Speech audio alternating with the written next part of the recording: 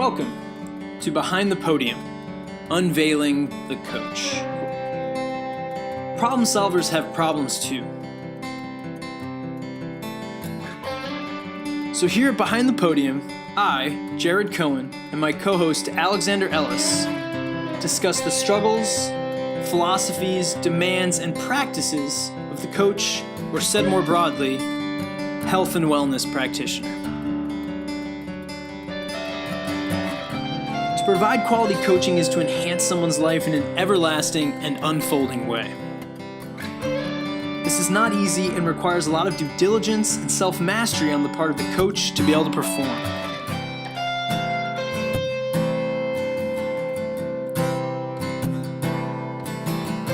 So without further ado, join us as we dig deeper into the depths of the coach's mind. Welcome back, or welcome to Behind the Podium, Unveiling the Coach. I am Jared Cohen with my partner in crime, Alexander Ellis. And today we are going behind the podium with a coach whom has an eclectic source of experience within the realms of fitness, multi-modal movement training, mobility, and injury/pain recovery and management. CrossFit, vinyasa yoga, yoga tune-up, gymnastics, kettlebells, Olympic weightlifting, and Jiu Jitsu are some of the main movement methodologies that inform this guest's personal movement and professional coaching practice. This guest of ours takes great pride in being a coach's coach. He is a veteran member of the CrossFit Level 1 seminar staff, and he leads CrossFit specialty seminars on kettlebells, gymnastics, and Olympic weightlifting. Without further ado, it is mine and Alex's pleasure to welcome Keith Wittenstein, aka Coach Panda, to Behind the Podium, Unveiling the Coach. Thank you. Thank you for having me. Thank you. Is it, do you prefer, or which is it, Wittenstein or Wittenstein? Who just asked me? The TSA woman who was checking my ID just asked me that. I think proper German, it would be Stein, but generally I go by Steen. Interesting. Okay. TSA. I always tell the story. There was a girl I went to high school with, and her last name was spelled Fridell. And I remember this was like freshman year in this math class, and someone was like, "Is it Friedel or Friedel?" And she's like, "Well, I'd rather be freed than fried, so Friedel." And I remember always being like, God, that's perfect. Like, we should all have such good justifications for how we want our names said. So there you go. Coach Panda. So every time I see stuff online that involves pandas, I always send it your way, and I'm sure you get a lot of panda-related material. But how did that name come about? I don't think I've ever asked you that. That is a good question. Well, there's a series of commercials for Panda cheese, and the tagline is "Never say no to Panda."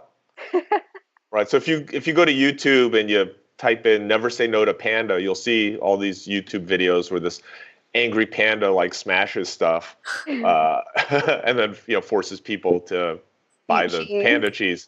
Yeah.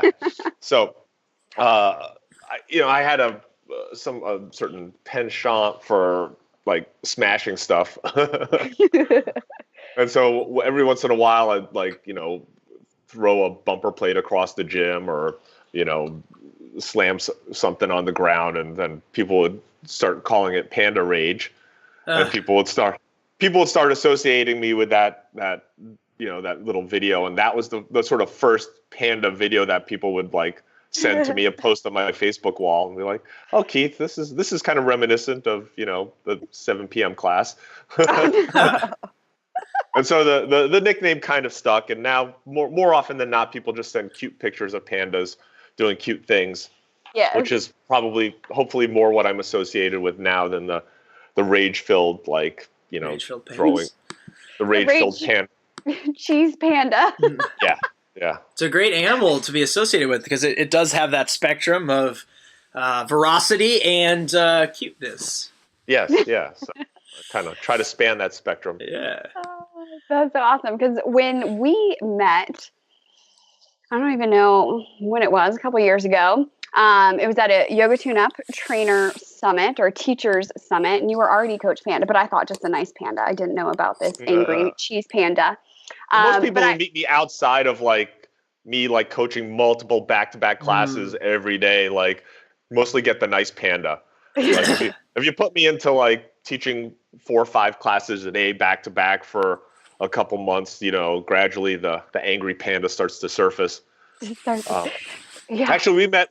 You were assisting Jill at one of those ECA conferences in New York. Oh, yeah.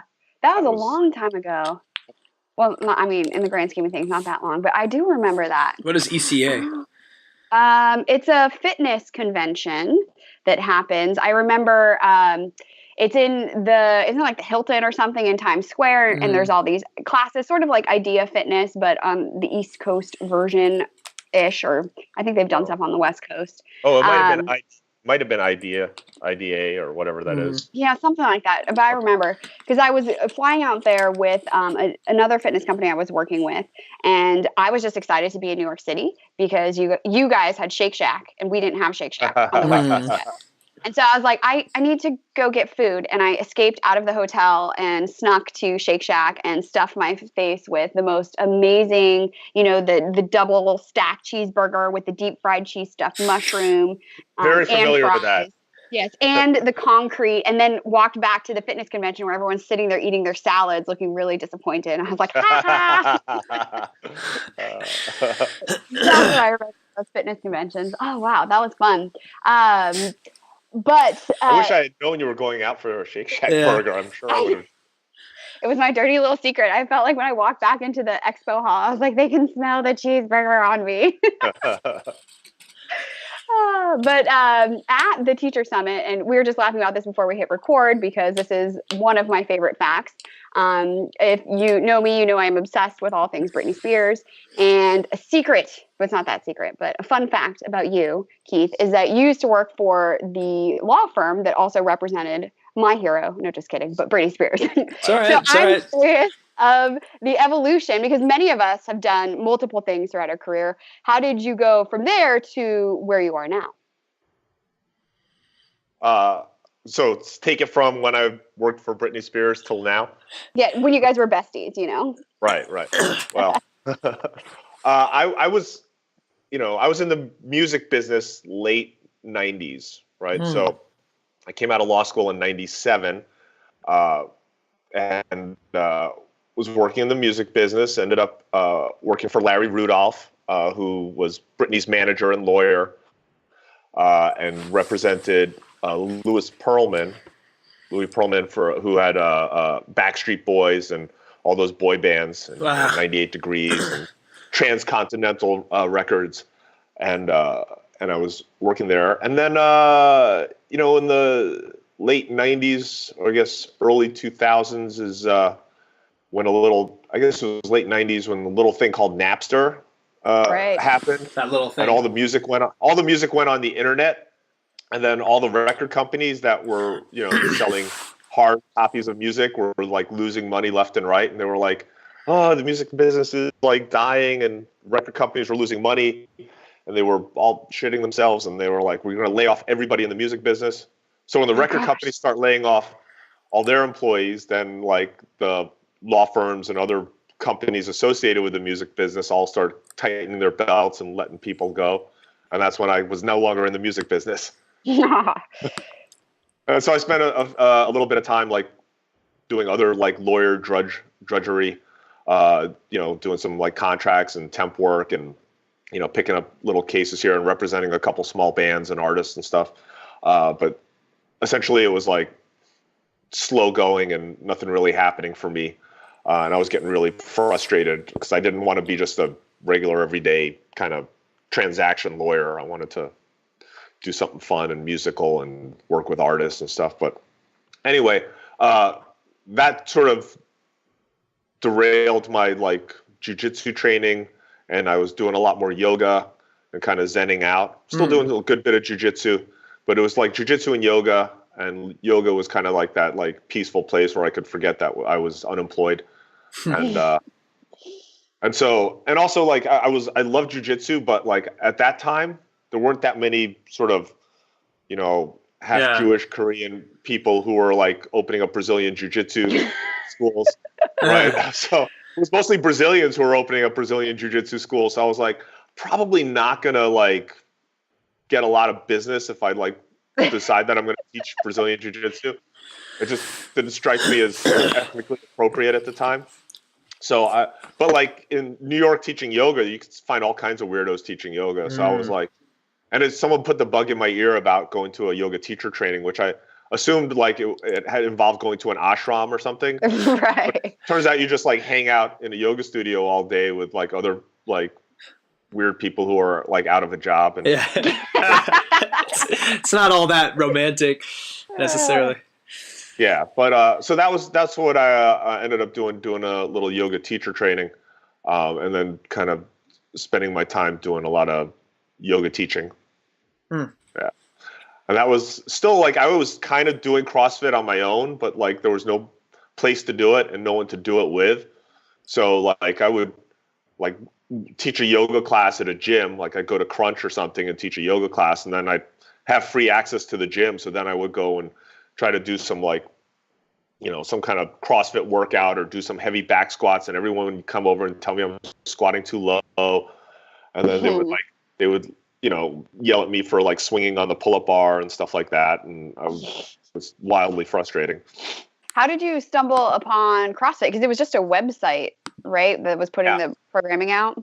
Yeah, well, there's a jiu-jitsu guy named BJ Penn, who's a famous Brazilian jiu-jitsu fighter. He fought in the UFC in the early days, and before that, he was called the Prodigy because he was like a little dude from Hawaii who got a black belt in 4 years and then won the world championships in Brazilian jiu-jitsu. And everyone's like, who is this guy, BJ Penn? And then he went into MMA and like crushed like the first couple fights in the UFC.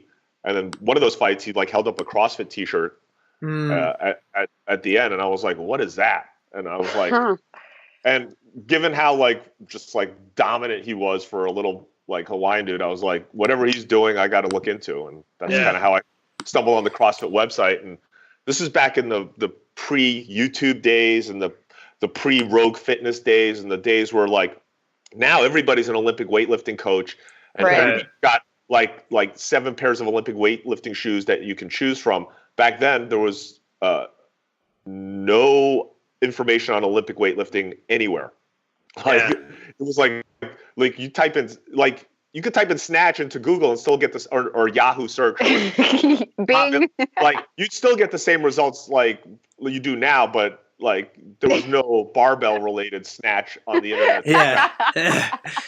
So that was the thing. So like I'm looking at this CrossFit website. It's like clean and jerk. I'm like what is that? Like I'm familiar with like curls and lunges and some various movements, but like a lot of these movements were just totally foreign to me. So that like was a huge investigative like thing for me. Like I have to start finding out what this stuff is. So you start talking to people who are like college athletes. They're like, oh yeah, we do clean and jerks and in the college weight room, because you couldn't find bumper plates in any gym anywhere.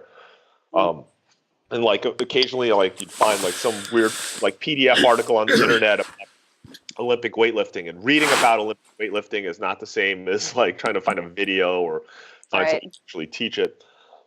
So it was a long sort of discovery process, which kind of made it fun, which is probably why I'm so like nerdy and into it, because like I didn't just walk into a box and have someone show me this stuff. Yeah. And like, oh yeah, this is how you do it. I was like, I just had to figure all this stuff out on my own, like just do all the legwork and research, like read every CrossFit journal PDF, like cover to cover, and then like go back and order a back issue and like read that one cover to cover, and just like try to figure all this stuff out slowly but surely.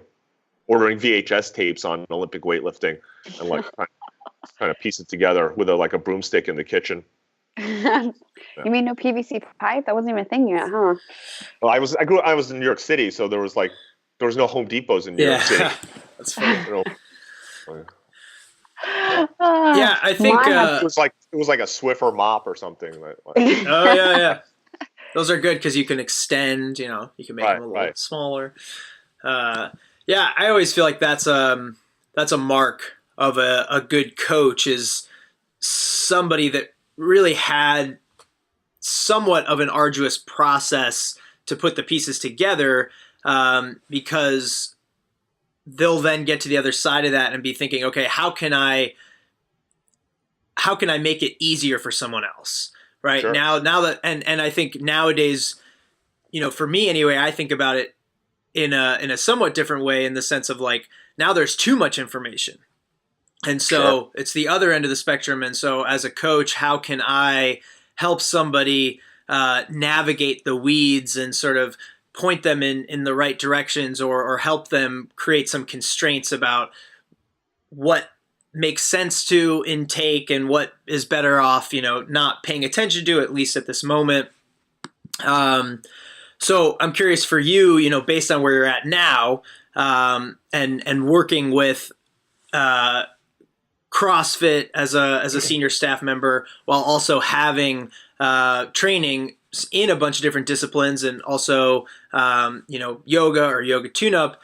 How do you navigate the different philosophical incongruencies while also staying true to what you believe is in the best interest of the client, and or that resonates most with kind of what you consider like the Coach Panda way, if there is one? Yeah, I mean, I believe there's like less sort of discrepancies and incongruencies in the real world than there are on the internet. And as we spend more time on the internet, and it's part of people trying to make a name for themselves. So like, well, I do this and I teach it this way, and now it's like Keith Fit, and then it's Jared Fit, and then it's Alex Fit, and everyone starts to try to rebrand and package the same shit a different way, because that's how we can get paid, right? Which is part of the game, right? We all need to sort of market ourselves and individualize ourselves somehow to make a name for ourselves. But it ultimately, like, there's some basic principles about like how people move and how people improve, and the stuff we need to like sort of live long and healthy lives. That's and the basic principles are, I think, all kind of out there, and they're fairly easy to understand. It's the various paths that you can get there are sort of varied, and there's not only one. So it's really like, yeah, like, why does it have to be that like, well, we have to eat like French people, they eat like bread and cheese and they live to be 100. No, we have to eat like Japanese people because they eat rice and seaweed and they live to be 100. And it's like, why do we have to like pick and choose? It's like apparently like Japanese people and French people and Canadians and South Americans, and like there's people everywhere that live to be 100. It's right. Like they're all eating different shit. It's like we don't have to like be so pissed off about like, well, how come they can eat cheese and I can't? Yeah. And it's the same with fitness. It's like, well, there's a lot of fit people out there who've gotten fit doing, somewhat similar things, but also a different approach to similar things. And we don't have to necessarily like throw everything out and like put all our eggs in like one sort of basket necessarily. Does that make sense? Yeah, for sure.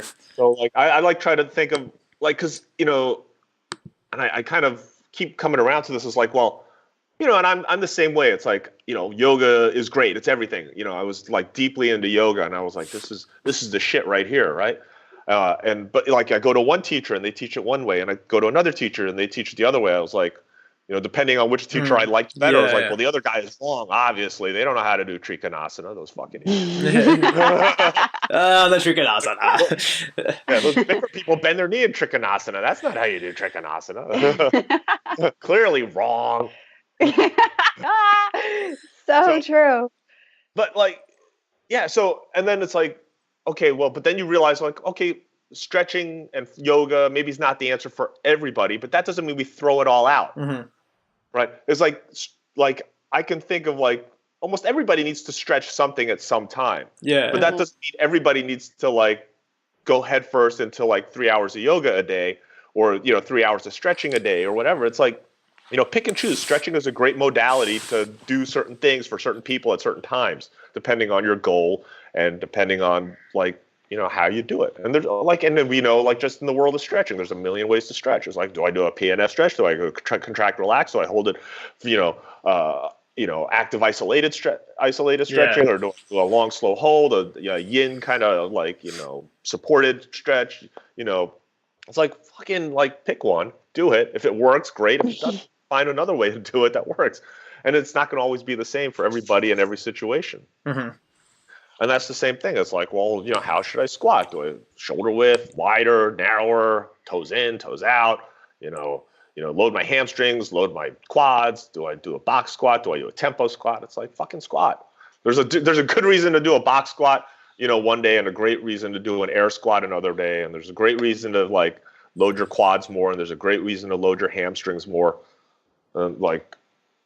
It's like there's so much ridiculous battling about like, well, what's the right way to do it? It's like it's a moving target, Right. Yeah, for sure. Yeah. I think the key is like, I mean, and this is it, when, I've been doing this for a long time. So obviously when you learn something and you're like evangelical about it, like, and you're into it, it's like, this is the way to do it. And you kind of have to be that way. Right. Yeah. And that's, yeah. But like my training as a lawyer is also like, I need to be able as a lawyer to argue both sides of an issue. Yeah. Like you're going to get a client, like they might be wrong, they might be right, but you got to take their side and argue that side. In order to do that, you also have to know what the other side is going to argue, right? About, and you need to have all the answers to whatever their argument is. And, and the truth is somewhere in the middle always.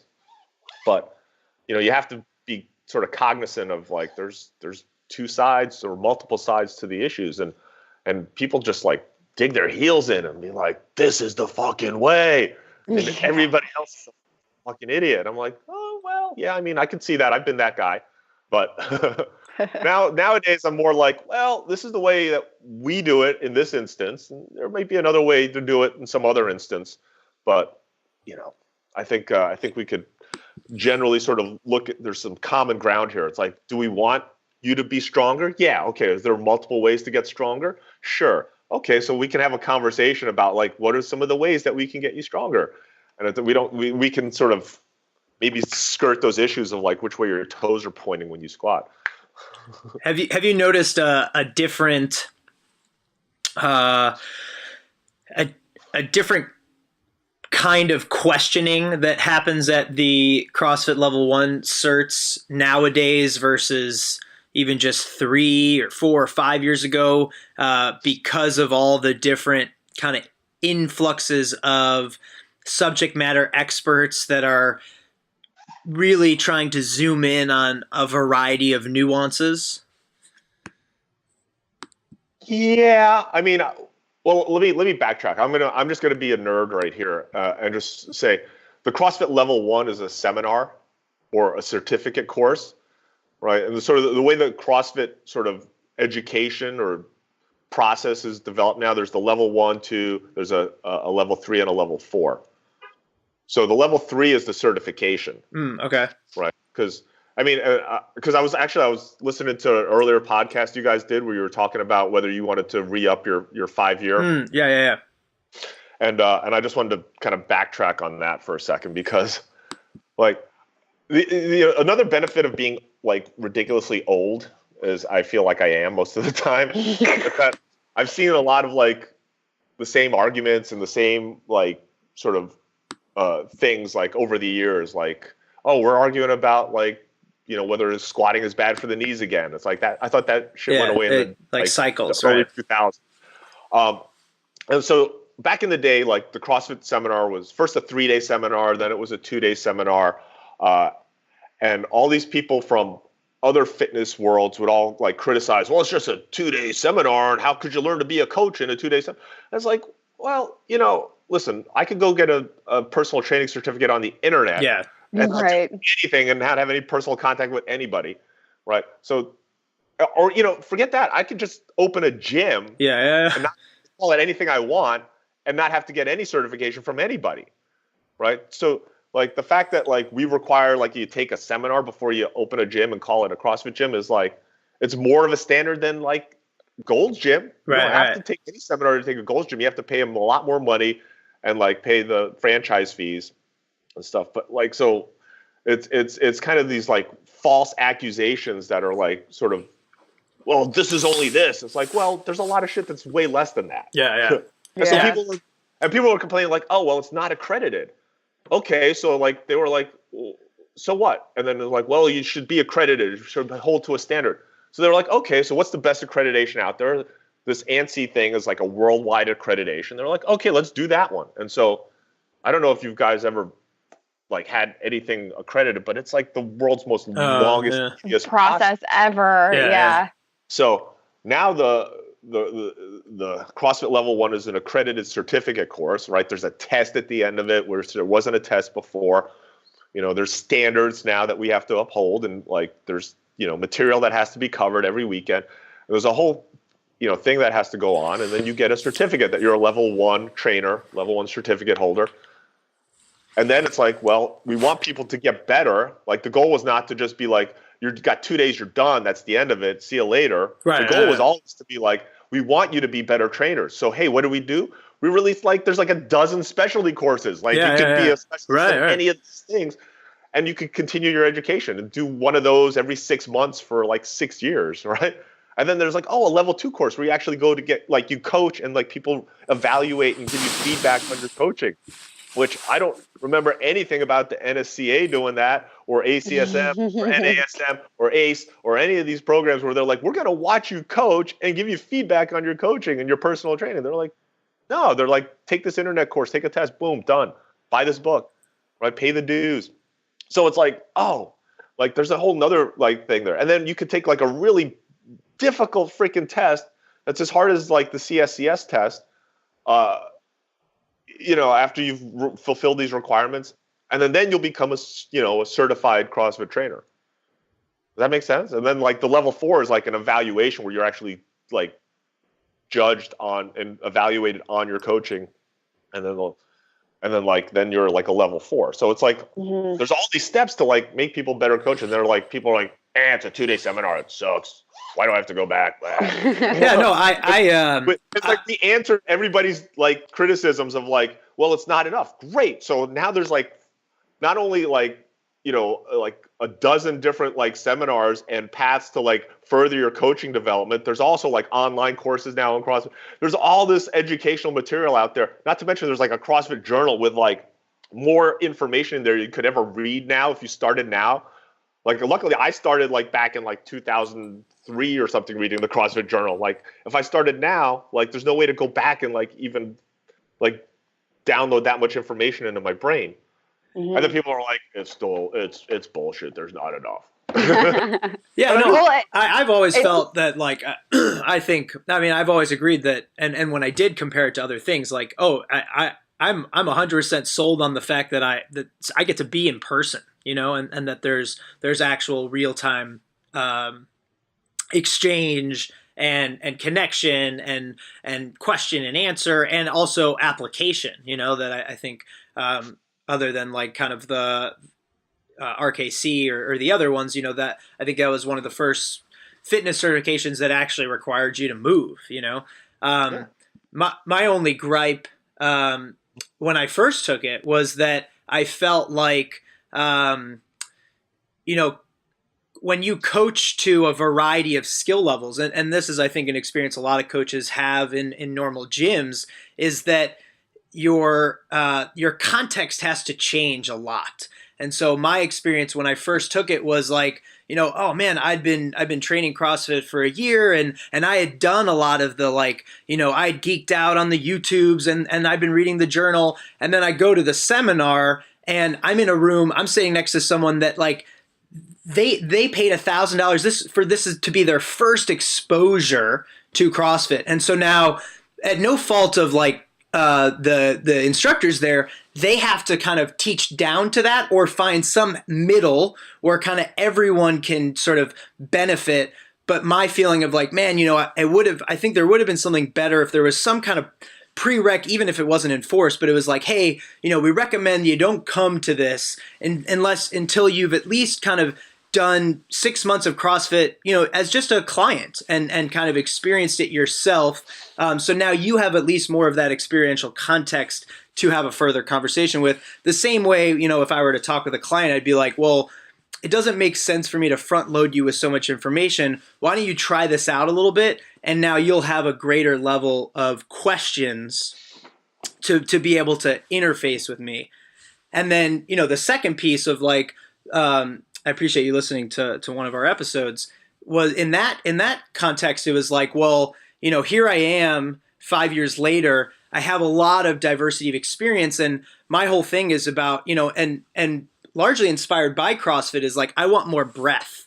And I want more ability to kind of see the bigger picture, and also not be too biased within the CrossFit lens, which in any sort of methodology, there's going to be some kind of bias. So my thought was like, okay, as a trade-off, does it make sense for me to re-up this certification, or does it make sense for me to, do some other certification or some other seminar? So it was more about thinking like, not like, oh, this is going to be a waste of time, but what is going to best serve me as a coach at this point in time 5 years later? Sure. I'm going to play devil's advocate. Yeah, please. One is like, for you personally, right? Like the goal for coaches like you is to push you to do level 2, level 3, so that, advance through like the curriculum, as it were, as opposed to if you're just kind of want to maintain, go back and do the level 1. But like, it's most people agree. It's like, well, I don't want to go back to the, although like I've like, before, all this stuff was in place, I've been to several level 1s just to like, because it was a freaking party. But like, yeah, so you have the option to take the level 2 and as a revalidate, or, yeah, see, for whatever reason, I didn't get that option. Like that's what I would have wanted to do, was like, yeah, as opposed to repeat. No, that's the option. Like, I don't know why. I mean, I think there was a brief period where they maybe weren't letting people do that. So maybe you got caught in that bubble. Yeah, but I think like, that's what happened. If you go and like re-up and say, I want to do level 2, that's totally an option. But like, to go back to your other thing, which I think is a really interesting point about like first experiences. Yeah. The opposite side of that argument is like,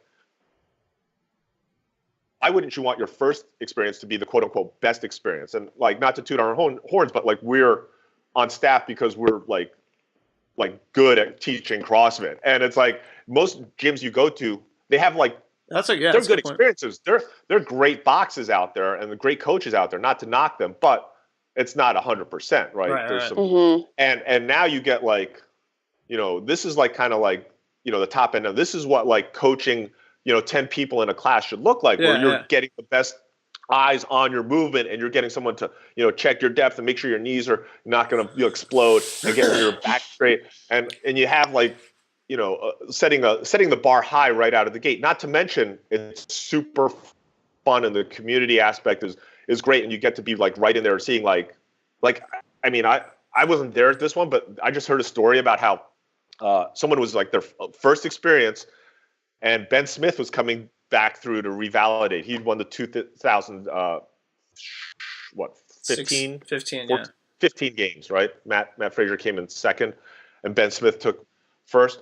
And so Ben's coming through. He's the current like fittest man on earth. There's some new guy who doesn't even know who Ben Smith is. Like, it could be a nom de plume, like Ben Smith. That could be like John Doe, right? And so they paired them together in a partner workout, and this guy's never done CrossFit before, but he gets to work out with the world's fittest man in his very first CrossFit workout. I have no idea.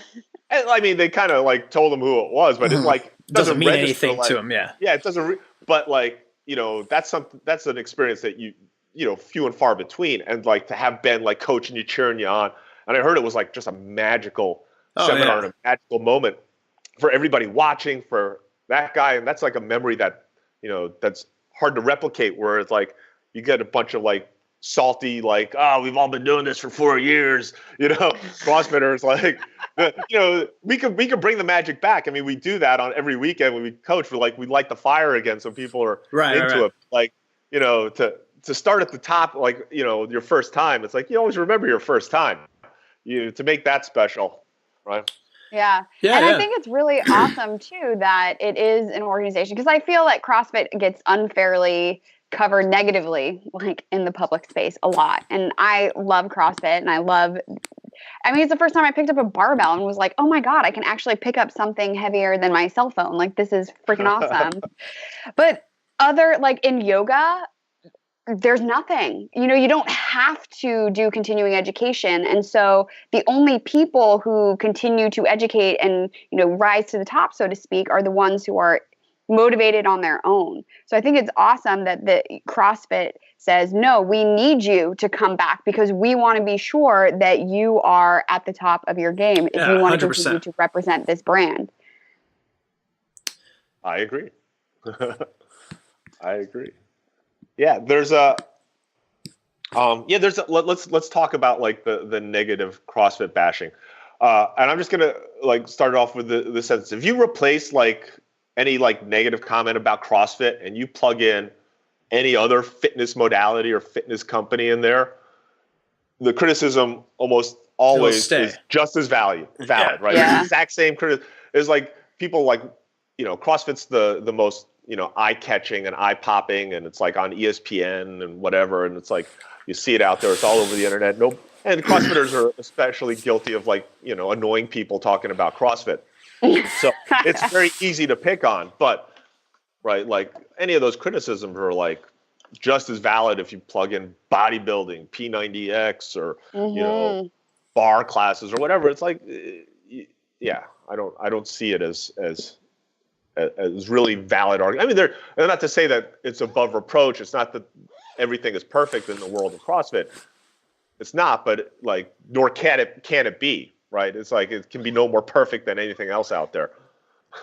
Yeah, no, totally. And I mean, because I have been in CrossFit space and taught, workshops and stuff like that, and I go back to the yoga studio and I'm talking to a client, a woman in her late 50s who's like, well, you're so strong and everything hurts in my body. I'm like, go lift something. And like, oh, but CrossFit, you get so injured. I'm like, look, you're doing yoga and you get injured.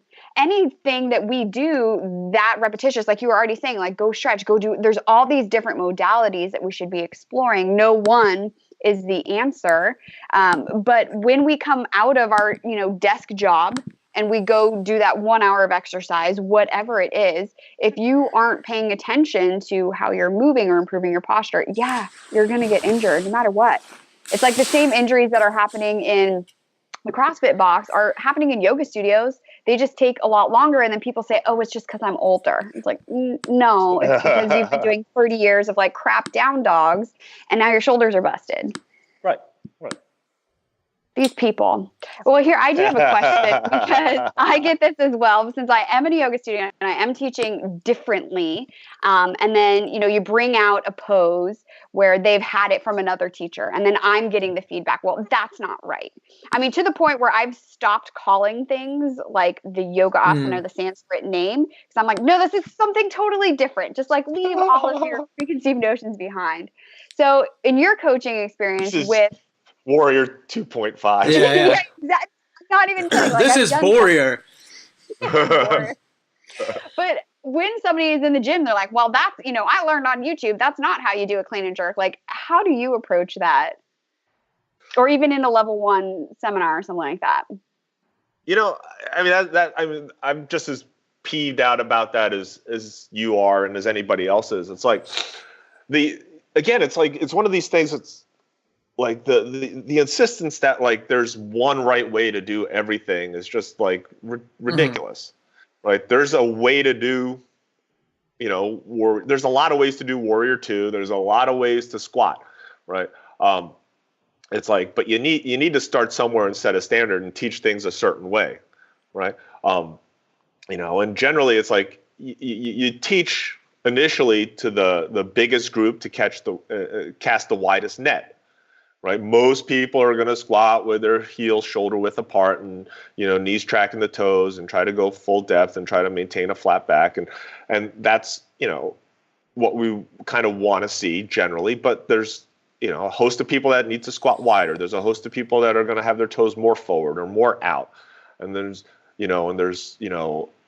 like the power lifters are going to squat wider. They're not going to go as low. They're going to, it's not like the power lifters are wrong. It's not like, you can't squat like with a narrower stance. It's like you can do all those things, but like we need to find one way to sort of teach it to cast a wide net, and that's going to have the sort of most applicability to most people. But then, the more sophisticated teacher has like, okay, well now we're going to modify that. We're going to try it a different way. Because you got to explore, because how do you know that this is the right way until you've tried like 3 other, 5 other, 100 other wrong ways to do it?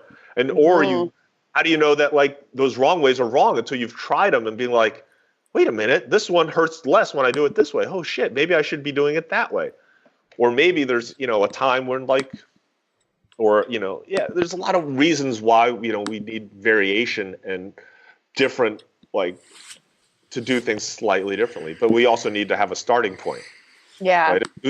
Right? Everyone thinks kind of like one-dimensionally, two-dimensionally. Like we think that now in this moment, this is like sacrosanct and we can't deviate from that, not realizing there's another axis, which is time, that like this is now and this is what we're doing now. What you do tomorrow might be different, but now this is That's a good point. This is the thing we're doing right now.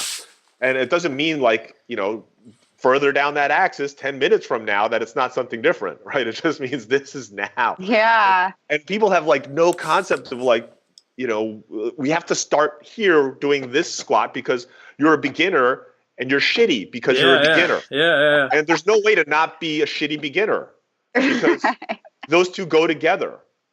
And so you can only teach shitty beginners shitty stuff, and you got to like filter out all the stuff that a shitty beginner can't focus on because they're shitty beginners.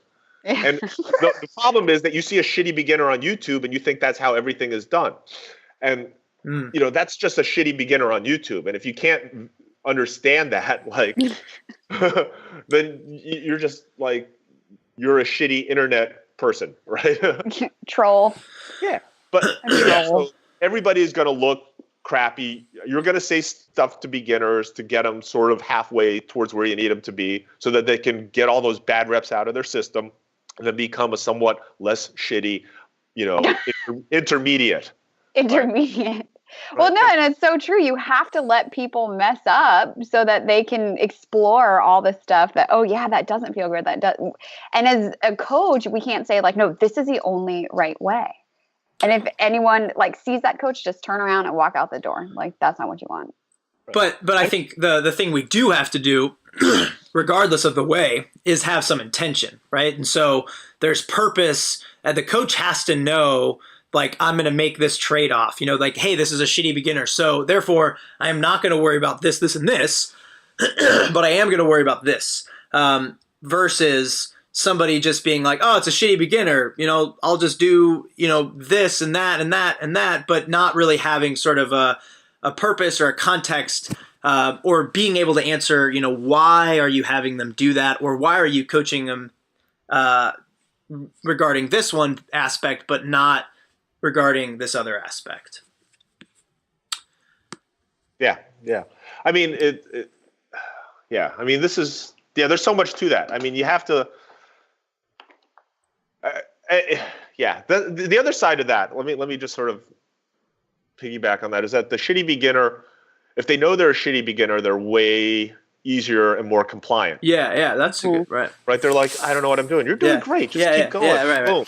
Right. It's the shitty beginner who thinks they're fucking Rich Froning. It's like, just no. It's like, you got to be Daniel-san. You have to wax on and wax off. Like, fucking paint the fence. Just do it. Like, and then you later it will click. Like if you're part of a program, like with, it doesn't even have to be that good a program, but like it's gonna make more sense once you like get out of the fog of being a shitty beginner, but you have to sort of stay in that fog for a little while, paint the fence, wax on, wax off, and do that stuff, and just sort of get those reps out of the way, so that now, like, you have something to like work with. You're a little bit stronger. You're a little more capable. You can, your body's moving again. You have a little bit of fitness. You're off the couch now. Now we can start talking about making you like a little less shitty and a little bit better. But like so many people, like, think like, they come in with no fitness, no prior history, or some prior history that's totally irrelevant. Like, yeah, you're a world-class Pilates instructor. Awesome. Be a beginner today. Be a beginner. Just like, it's okay. I'm not taking away your Pilates, certificates. I'm not taking away all the stuff you've done. You're still an awesome, 100% awesome human being. But in this realm today, right now, you're a shitty beginner, and just go with it. I walk into like workshops all the time, and I'm like, I have like no business being here. I just shut my mouth and try to, usually like if somebody knows me and be like, oh, Keith's like a fucking yoga teacher. Why isn't he up there? Like, and I'm like, no. I just want to be in the back being a shitty beginner and like listen to somebody else teach and just do what they say. Like, I like to be put on the student mind and just be the student once in a while. And then if someone asks me a question, like, well, I'll put on my big brain and like, try to say something intelligent, but like, I'm like perfectly happy, like being anonymous in a class and just sort of like, letting the coach and just sort of seeing what do they want me to do. Okay, cool. Like, and like, there was a little bit of time in like my yoga practice where like, I'd go in someplace thinking I was hotter shit than I was. And then, but usually like, I'd be like, wait a minute, what are they saying? And then I'd try something new and I'd be like, oh, this is an interesting feeling.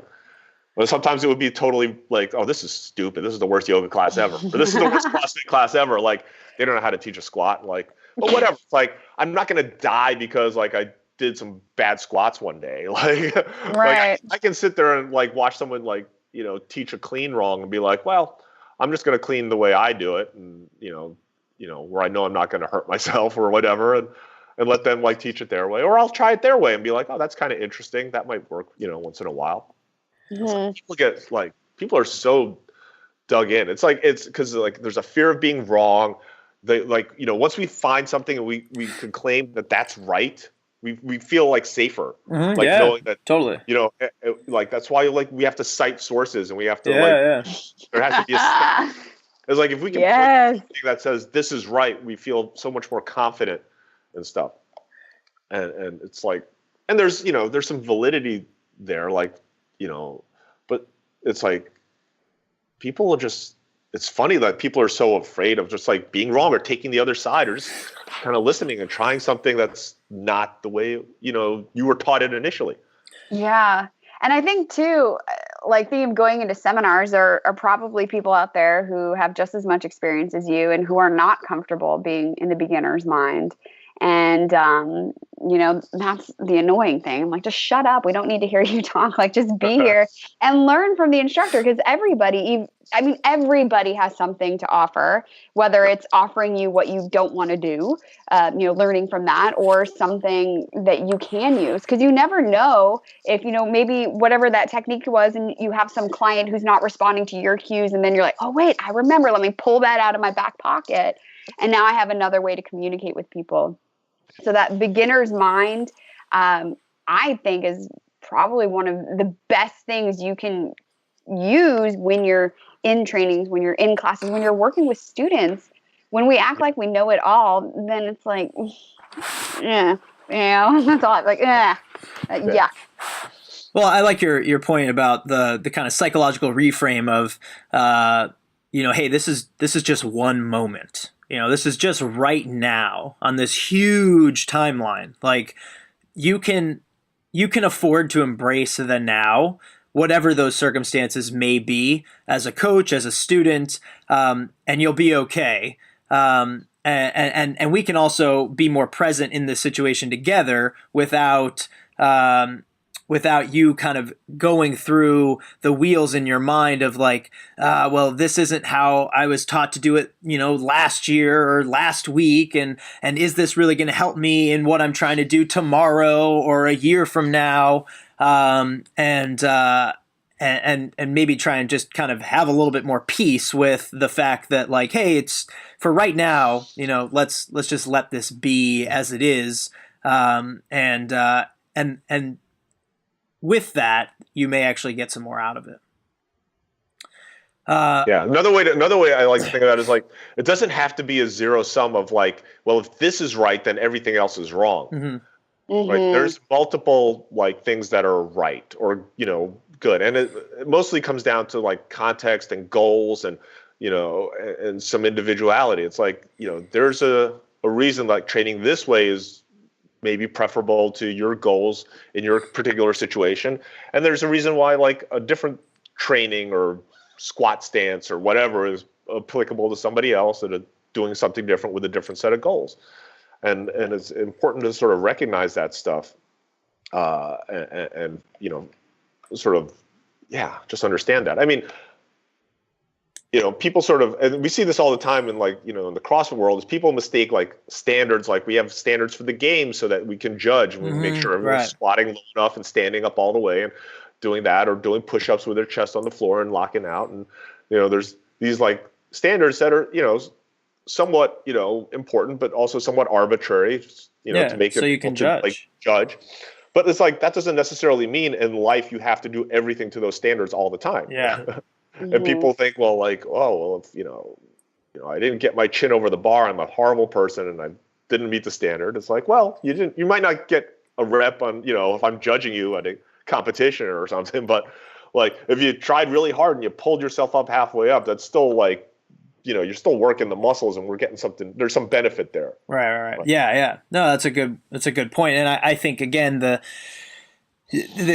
coach needs to be clear about the context, and helping the client understand the intention behind what they're doing at that moment. I've experienced in the gym where, people are only teaching something one way because that's how they understand it to be valid within a competition setting, and losing sight of, well, what may actually be more biomechanically sound and or what may be more relevant to this client in front of me that doesn't even know what competition fitness is, Right. And so kind of navigating those various intentions, and making sure yours is aligning with the client's, or at least what the client is trying to get out of your coaching. So kind of moving down this path more about the psychological experience of our clients that one is working with. A reoccurring topic on this podcast is the power of words, and particularly how the words and language we use as coaches frame clients' experiences and expectations about their experiences. So, for instance, we had Max Schenk on the show, and he talked about how he loathes the phrase killing time almost as much as he loathes the phrase burning calories. Particularly, we can understand that for so long the fitness world was only attached to this idea of burning calories, and with that, people only working out was laborious because it was like, I gotta burn calories versus I'm gonna learn a new skill, or I'm gonna get stronger, I'm gonna have fun with my friends. So within this context, I'm curious why working fucking harder, quote unquote, has become your Coach Panda tagline, and are you worried about how it may be perceived as in contradiction to your plentiful amount of really awesome content pertaining to the importance of recovery and down regulation? Yeah, I often kind of regret that I didn't consult with like Alex or or like our friend Taylor or other people who are a little bit more savvy in terms of like creating a brand and creating a presence and doing I'm usually like I usually sort of move forward and then kind of look back and, well, shit, I shouldn't have done that, or that's not like, now how do I dig myself around that out of this sort of position? But that's that's a small small problem. I'm still of the mind that, well, let me say this, like, work fucking harder just came out of, one, that I have a potty mouth, two, that I generally, that's sort of my mantra to myself of like, get up off your ass and Let's get it done. Like my idea of ideal fitness for me is usually binge watching something on Netflix, right? So right. So like, you know, I'm constantly reminding myself, hey, get up off your ass and you know, go be productive. You know, and just, you know, I'm still of the sort of old school jiu-jitsu and CrossFit mentality where it was a lot less PC and a lot more of a club of like, you know, just stop being such a little whiny little fucker and go and work as hard as you can, and like, and like not sort of tolerating or, you know, just sort of that sort of wimpy sort of behavior. Like, oh, it's too heavy. I don't want to. Right. It's the sort of anathema to, you know, being productive in life in general. But, you know, as you grow older, you also realize there's, you know, people who you start to recognize, well, that is actually their 100%, you know? So to realize like, oh yeah, like my body at like 46 is not what it was at 36. And like things hurt a little more. Okay, I get it. Right. And so I can be a little more empathetic to other people's sort of place, you know, where they're coming from. But in all things, like even when it comes to like mindfulness and down regulation, it's like you could down regulate a little fucking harder too, right? You could be a little more fucking mindful. I know when I like sit down and meditate, there's days where it's like I am not focusing on my breath. I'm thinking about like, you know, when is this fucking like chime gonna go off? Right. How can you bring like, more to it? I'm not in the fucking zone. And there's other days where it's like you're in it and it's like, you know, the bell goes off and you don't even notice and you're still going and you're like, wow, I was in it. Right. And it just, I mean, as much as I'm about having fun, you know, take the things that you do seriously and pay attention to them. So it all sort of points to that stuff, and also like, you know, people are sort of, you know, and I'm as guilty of this as anybody. Like, you know, sort of having that fear of like pushing yourself, having that fear of doing something that's uncomfortable, having that fear, like.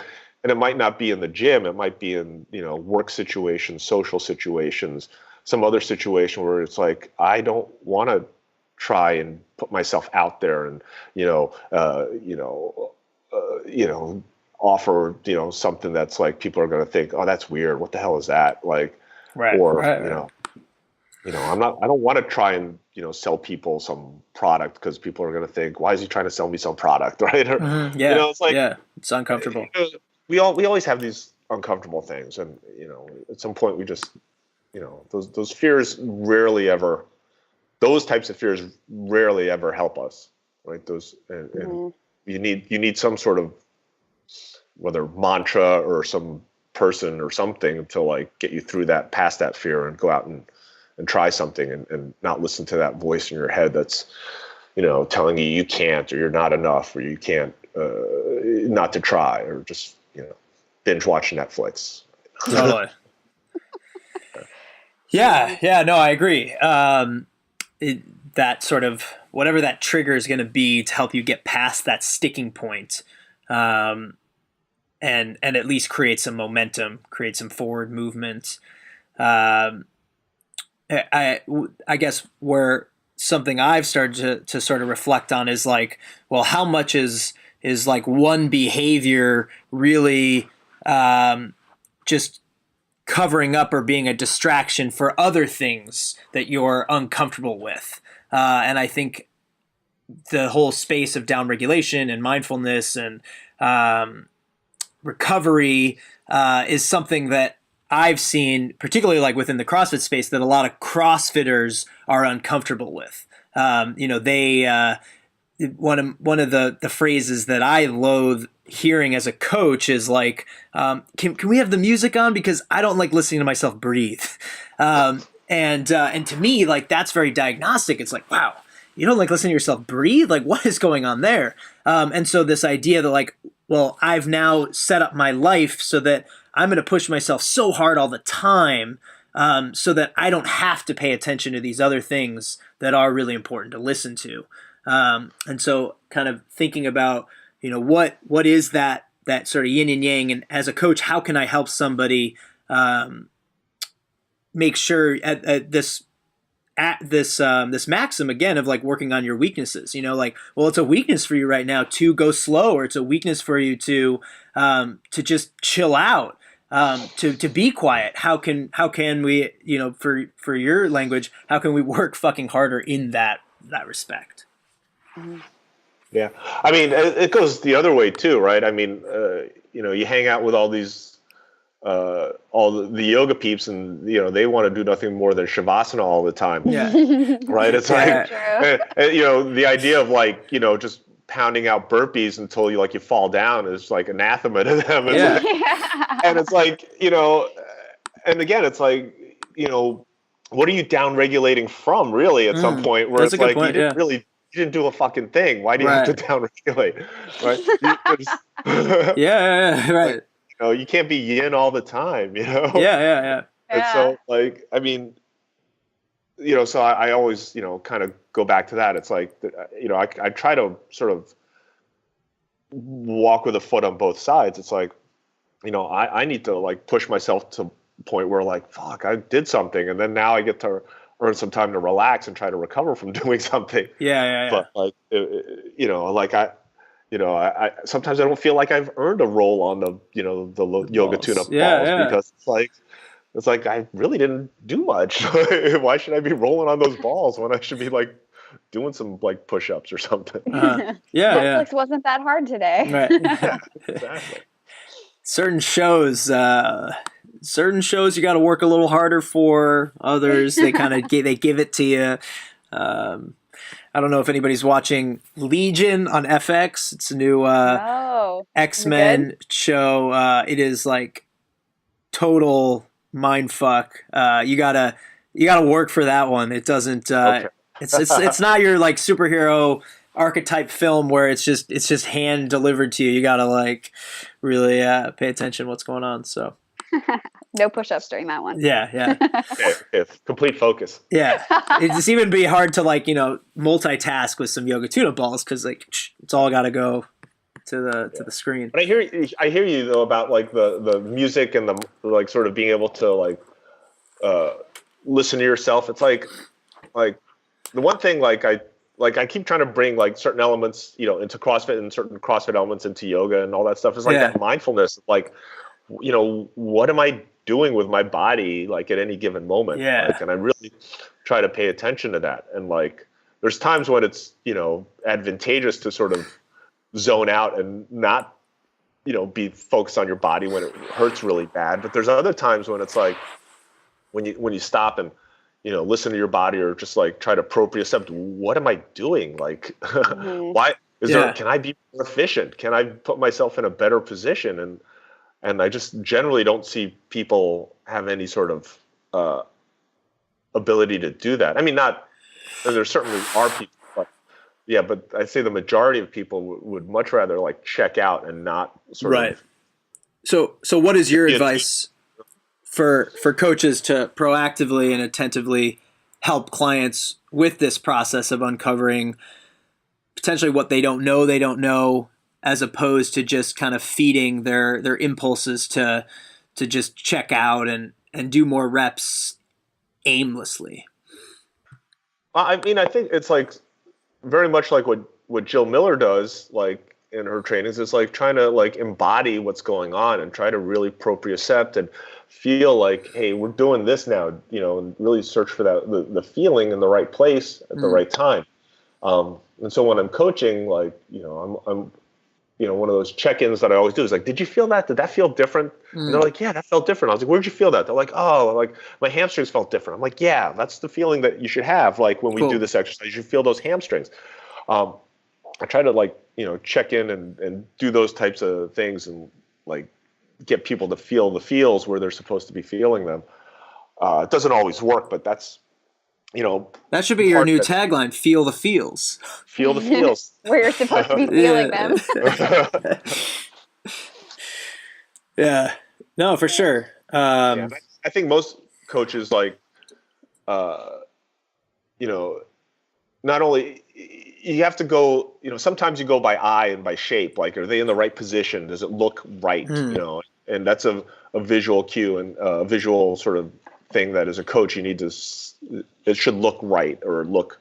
But then you start to realize, okay, even though it looks right, they don't feel it the same Mm. way as other people. And Yeah. then you have Yeah. to go that level deeper and be able to be like, okay, you're in the right position, but do you feel that? And they're like, no. Okay, so maybe this right position isn't the right position for you. Maybe we need to shift a little bit this way or push these out a little bit more or lift that up a little bit more. And then now do you feel it? They're like, oh, that feels okay, hmm. great.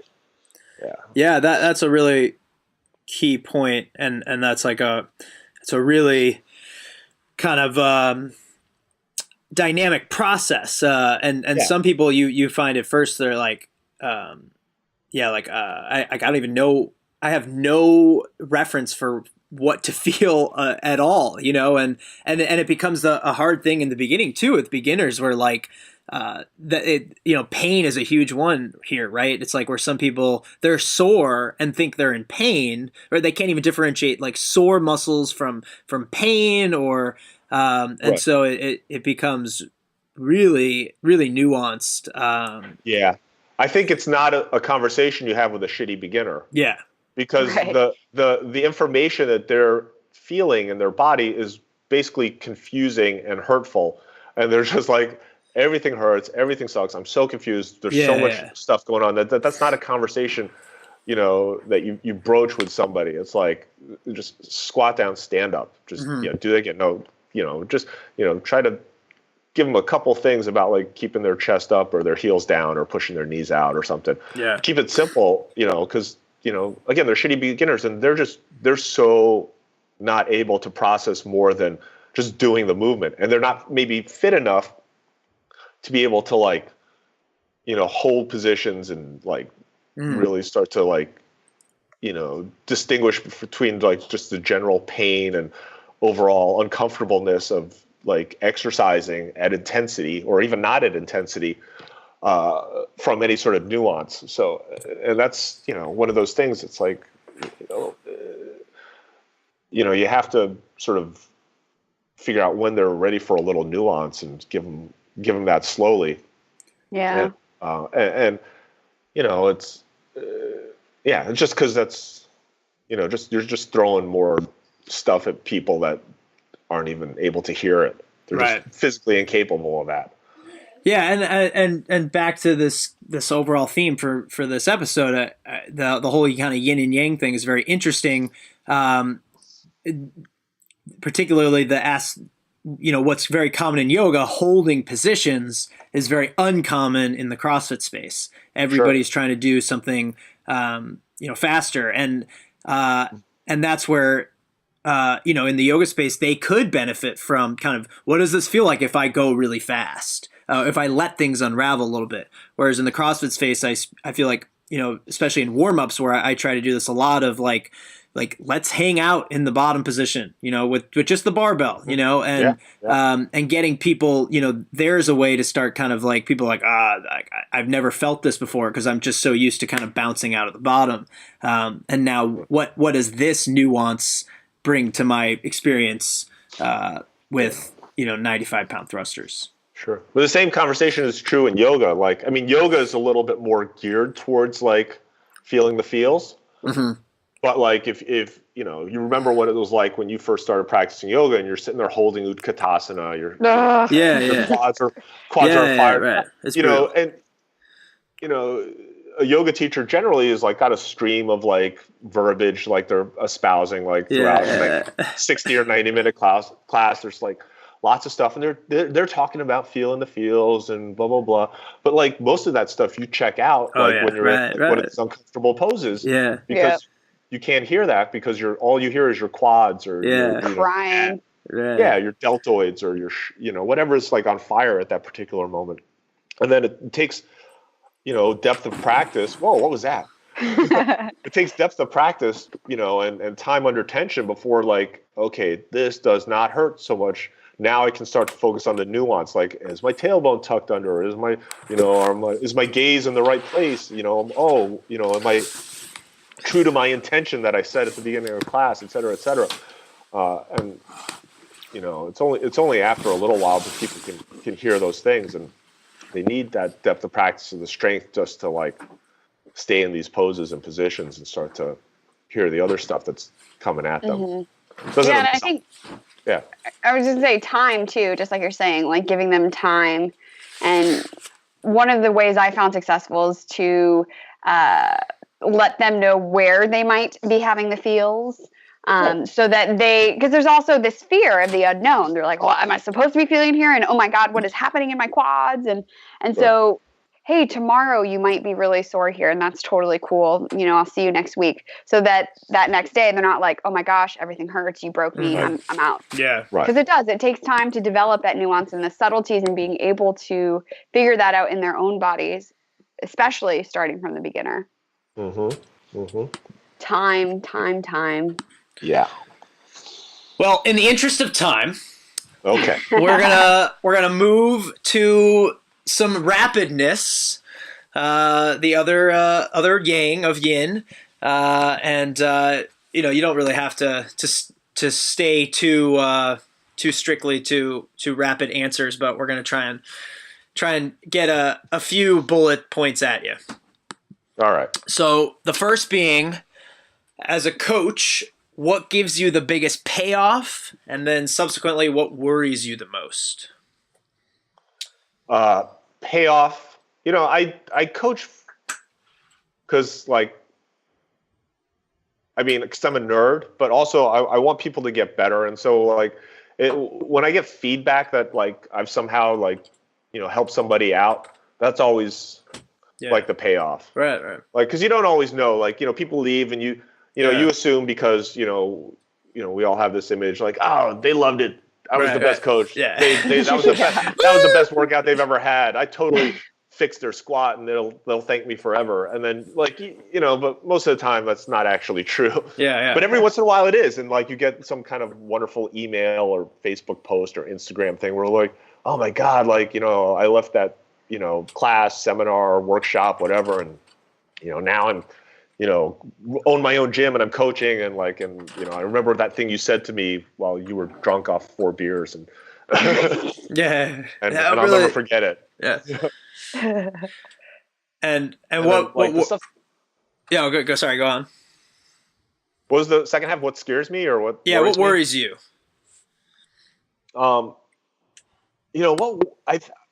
I don't know, but one of the things I think about is kind of to piggyback or bring it back to some of the earlier conversations we had in this podcast, where that early on you think about everything you're teaching is right, and this is how you do it, and all the stuff, and you teach. I mean, because we all, wherever we are at the moment, we're that's what we believe, and that's what we can only know what we know at that particular time, and so fast forwarding years later, I'm I wonder, if I worry, how many people did I fuck up by yelling at them and calling them pussies and, right. telling them, they weren't hard enough to be in my gym, or I made them do, too many burpees, and now they hate CrossFit and they never want to come back, or so I worry about some of that stuff coming back to bite me in the ass in future years. The people I've scarred emotionally and physically. Right, there's some karmic debt that I'm owing right now that come back to bite me in the ass for inflicting people with all kinds of horrendous workouts that sounded good at the time. Yeah, seemed like a good idea.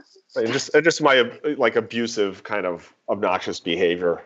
Right, I'm right. You guys are all idiots. Right. Yeah. How many of us have so much coaching karmic debt just based on the inevitability of our own evolution?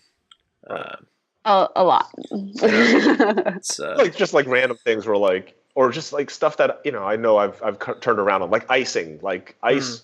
Right. Everybody, doctor was you should ice it. That's the thing you hear in every first aid book and thing, and then everyone you talk to is into Chinese medicine, the Chinese don't believe in ice. Ice is bad. I'm what? And then I'm that's ridiculous. And then all of a sudden, all these people come out and we're like, no, icing is actually bad. And I'm like, what? Yeah. I know. Now I have to apologize for all the people I've, told to go ice it.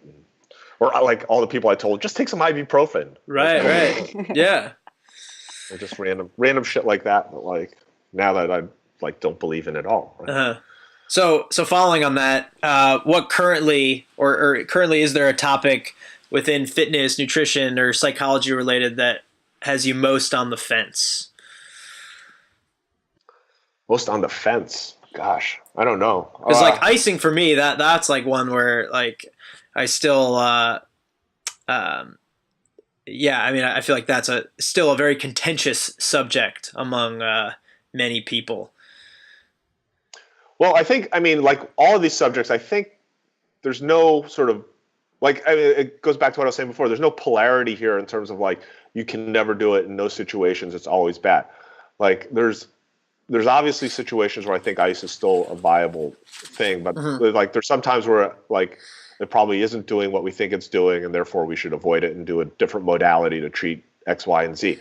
So like this is part of human nature, or at least my human nature is that like something happens and then it's like 180 degrees. You got to go the other way. Like we have to fully correct and go like change course, right? Versus like in reality, it's like once you sort of get new information, it's like how far do you steer off of that but still remain on course? Yeah. Like it's like, okay, like people fighting all day about like paleo this and bread that and gluten. It's like, yeah, I mean, it's like maybe for a certain population, 100% no gluten is absolutely right. Maybe for other part of the population, 100% gluten is a-okay. And then there's like all of the rest who are like, yeah, some gluten here and there is not, not bad. And, maybe even like good for you. Like I'm not fully willing to give up pizza all the time for all things. Chocolate cake, non-negotiable. There's some great, there really, a lot of good pizza places are perfecting the gluten-free pizza, I will say though. Right. Yeah, like, and that's the thing, but like, you have an experience where you find out like you're celiac, right? And then it's like suddenly like everybody who eats gluten is the devil. And, and it's kind of like human nature, right? And then you're at a cocktail party and like, well, you shouldn't talk about nutrition because someone can't eat gluten and someone can, and now like, and it was the same, but it's always been the same. Someone's kid has a peanut allergy, and then if you're the parent with the kid with the peanut allergy and someone's eating peanut butter, you want to like kill them. Like, it's like, how could you eat that stuff? It's poison. It's like, well, yes and no. But moderation, all things in moderation. I mean, for certain kids, peanuts are poison, and for other kids, like peanuts are like the best thing ever. So you have to sort of walk a line where it's like, don't overcorrect. Right. Like, figure out when peanuts are appropriate. On Thin Mints, that's when they're appropriate. Peanut butter and Thin Mints, if you haven't tried it, I'm telling you, that's one of the times for gluten and peanut butter. Very good choice. So, this is awesome. I'm going to write that down.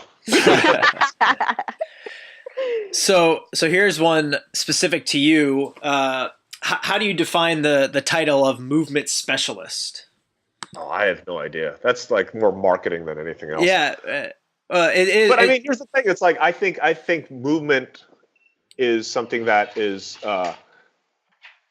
can be a cure for a lot of things that we don't often think about. So and I think I'm good at seeing movement and coaching movement and correcting movement and but I think the trick really that I'm still trying to specialize in this part is to figure out what movements are appropriate and what doses at what times. Yeah, that's a good point. And the one of the problems of sort of taking a midline stance is like I do, where I'm like, well, there's actually, I see benefit in this and benefit in that. Is like suddenly I'm like, well, it's all good, right? And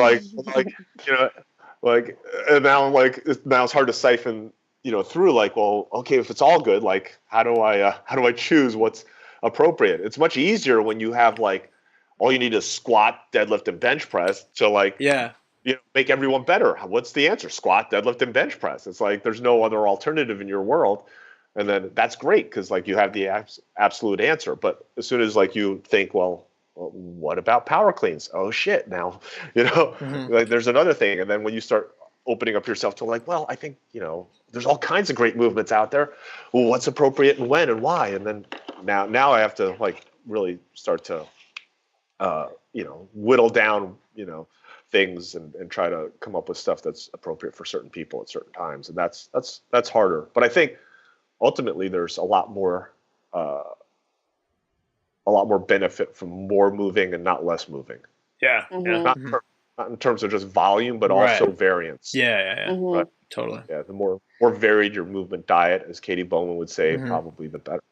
Yeah. Mm-hmm. What's your biggest coaching pet peeve? My biggest coaching pet peeve, which is what I think it's talking too much, which is why I think, save that stuff for this forum where you podcast, right? Where it's the meat talking. But like as someone who like prioritizes movement, like when I go somewhere and I see like coaches talking about movement in a class where you have an hour, it's like that hour should be spent with people moving. Right? No, that's a good point. And not you talking about like, and I've fallen into that trap where sometimes like I'll wax philosophic about the deadlift, but like often than not, it's like, here's what I think is awesome about the deadlift, but now let's go deadlift and show me more deadlifts, right? Because you guys are all, shitty beginners and we need to get you out of that rut. So we need more deadlifts and more reps to eventually get you to, be able to, get all those bad reps out of your system. And now we can start adding some more nuance there and adding some, load to that bar. Totally. That's a good one. All right. Second to last one here. How might you describe your personal experience with other coaches and mentors and how they've shaped your approach nowadays? Gosh, I don't know. I've had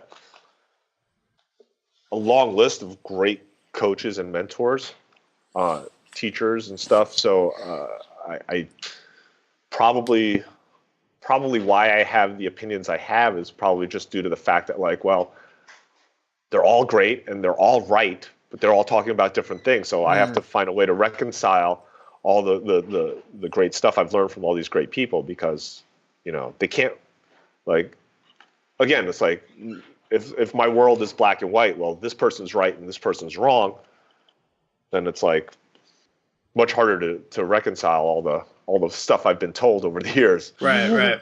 Versus like, well, they all have like valid point and they all do things slightly differently and they all, maybe have some slightly different ideas on this, that, or the other. But ultimately, I think they're more right than wrong.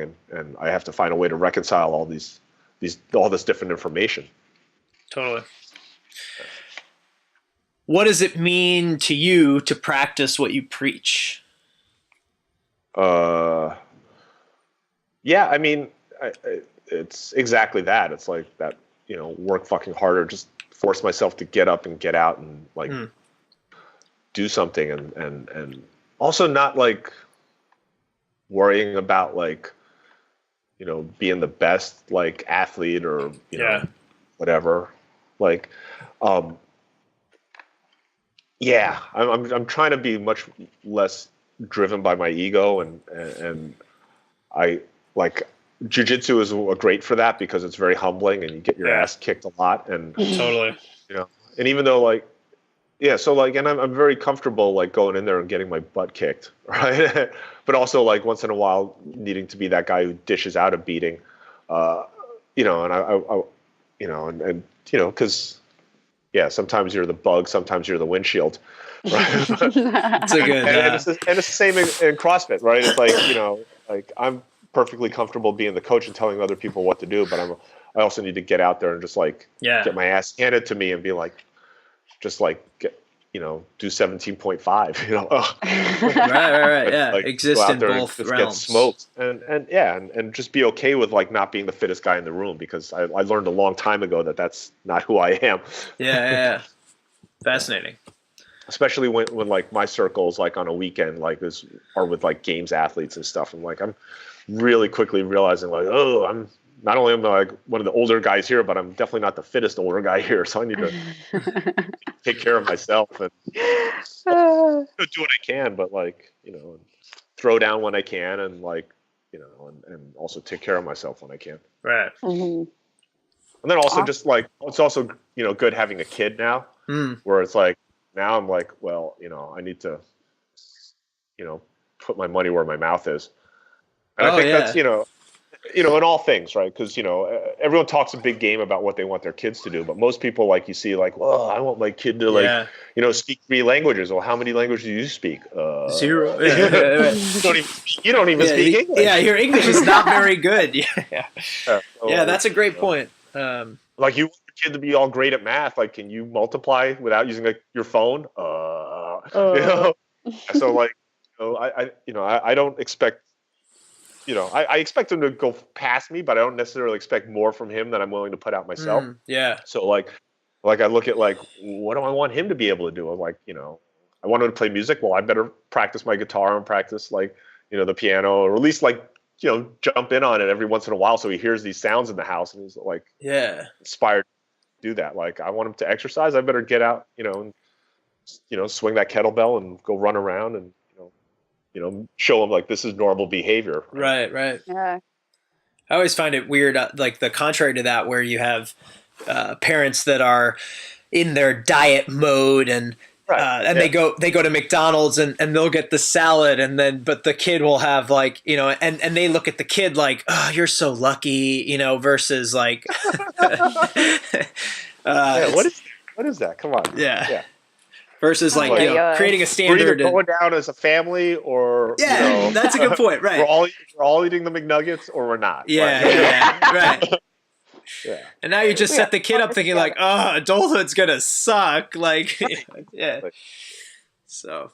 Well, awesome. Thank you so much, Keith, for taking the time out to hang out with us and drop some knowledge bombs. I have some great notes here that I will be sharing on the website and in the show notes. And where can people find you if they want to stay connected? Coach Panda on Instagram. You can find me at my blog, forcedistancetime.com. And then the Facebooks. Like, I have my personal page where I'm almost out of friends. And then I have like 4,900 something friends. So the last few friend requests are, coveted like gold. That's hilarious. But like the page, the business page, just Keith Coach Panda Wittenstein is free to watch for all. So that's it. All right. Yeah. I'll be sure to link to all that. Awesome. Well, thank you again. And this was awesome. I'm going to spend the rest of my day like a shitty beginner. Thank you. Thank you, guys. Thank you, man. Later.